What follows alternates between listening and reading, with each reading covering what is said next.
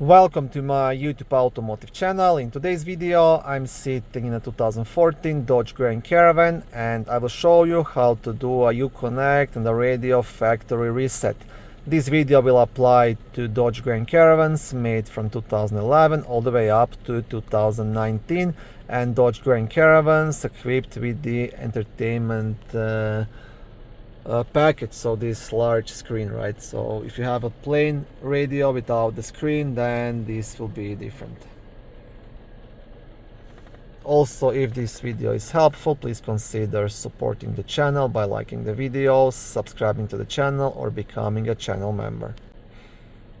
Okay, so what you have to do, first you want to make sure that the radio is turned off, and now you will press and keep holding the menu button, the media button, and the radio button at the same time for a couple of seconds. I'll try to do it with one hand here, and this will get you into the hidden service mode, right?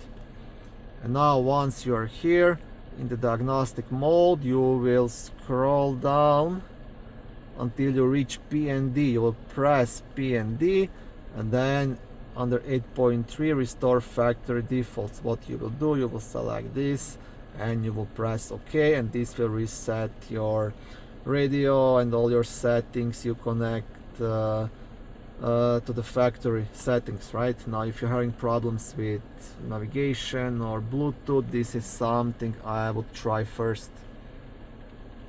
Okay, that's it.